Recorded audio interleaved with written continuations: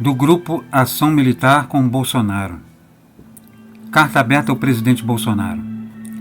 Senhor presidente, em 2018, contra tudo e contra todos, o povo elegeu presidente com o nítido intuito de combater a corrupção, fazer o país voltar ao normal, já que vivíamos um tempo em que os valores estavam invertidos e, principalmente, para nos livrar do comunismo. Sabíamos, e o senhor também, que seria uma trajetória árdua e sórdida por parte de uma esquerda totalmente articulada, guerrilheira e que havia aparelhado o Estado brasileiro e a imprensa. Sim, isso não seria novidade. Olavo de Carvalho já dizia que as pernas do inimigo já deveriam ter sido quebradas desde o início, quando mais de 60% do povo o respaldava. Ainda assim, agindo o senhor de forma muito democrática, o país já tinha outra cara e começava a crescer dentro da legalidade e da honestidade. O que começou a acontecer? O Congresso começou a boicotar suas iniciativas de campanha e o STF contribuía. A coisa chegou a um ponto de um ministro do STF interferir na nomeação do diretor da Polícia Federal. E o que o senhor fez? Infelizmente obedeceu. Aí foi o grande erro, talvez o começo de um fim. Já estava claro para todos que havia uma campanha para derrubá-lo de todos os lados, mídia, Congresso, STF, e chegaram ao ponto de pedir o seu celular. Graças a Deus o senhor teve a sensatez de dizer, só se eu fosse um rato. Será que se iniciaria ali uma tomada de atitude por parte do senhor? Ficamos aguardando, ansiosos. A pandemia veio para derrubá-lo de vez, e consequentemente o país. E o que se viu e ainda vemos foi uma grande orquestração macabra e inescrupulosa de todo o aparato aparelhado brasileiro para acabar com o presidente Bolsonaro, ainda que custassem muitas vidas. Por algumas vezes o senhor ameaçou reagir, mas até agora nada. Seu povo hoje vive sim, como ratos amedrontados, desarmados, presos, humilhados e acuados diante de uma inércia federal. Aí vem a pergunta, por que não há reação? Hoje o povo não é mais leigo, sabemos das armas que o senhor dispõe e nós o colocamos aí para que pudesse usá-las. Então por quê? Por que o STF pode invadir outros poderes como o Executivo, impedindo o senhor de agir na pandemia? Ou como o Legislativo, mandando prender um deputado por crime de opinião, numa tentativa óbvia de ingestão com o intuito claro de destruir o direito constitucional de outro poder? Por que governadores podem fazer acordo com outros países se isso é prerrogativa do Poder Executivo Federal?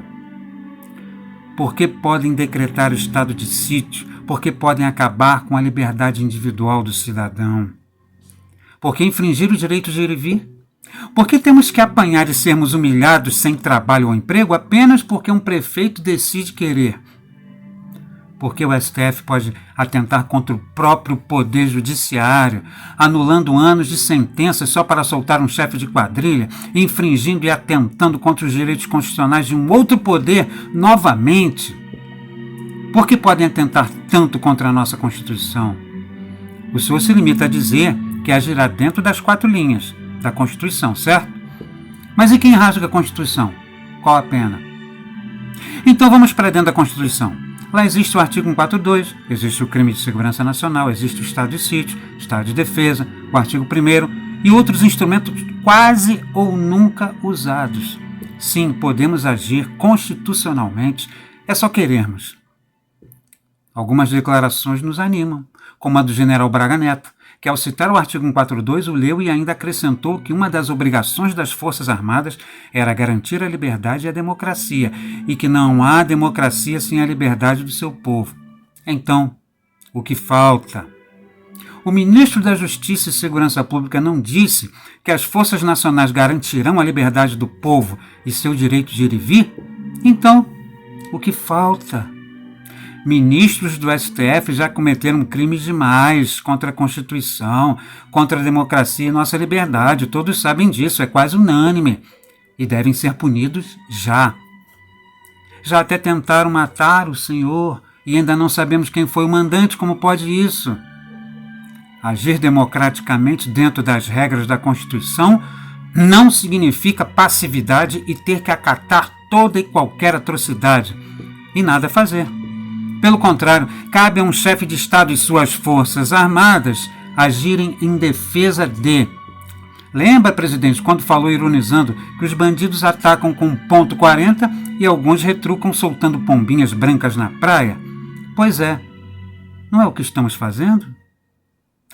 Outra coisa, um país como a China não pode ter gerência em nosso território. O senhor dizia que a China poderia comprar do Brasil, mas não o Brasil, lembra? O povo precisa saber até que ponto nossa soberania está garantida.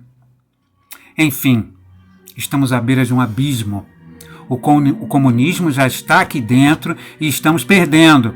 Vão querer derrubar o senhor até mesmo antes das eleições, ou na própria, através de fraude, como a escandalosa que tirou o presidente Trump.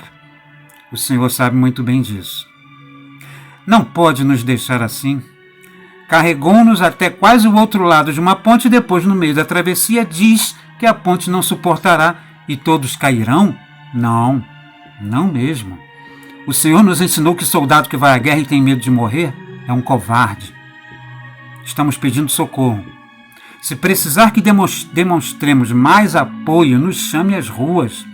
Ou faça uma enquete juntamente com outros canais políticos e jornalistas importantes de direita, juntando milhões de pessoas perguntando o que queremos. Ou faça o que tiver de fazer e depois chame o povo às ruas para referendar sua atitude. É o que o povo mais deseja nesse momento. Sabemos que chegamos a um ponto em que não poderá haver reação sem a ação conjunta das nossas Forças Armadas para restituir a ordem, à democracia e à nossa liberdade. Não tema, o povo a respeita muito e apoia e deseja isso, e o senhor sabe muito bem. Haja, e mostraremos ao mundo que estamos com o senhor para o que der e vier, fazendo o que for preciso para resgatar o que temos de mais precioso, nossa liberdade e nossa dignidade. Brasil acima de tudo, Deus acima de todos.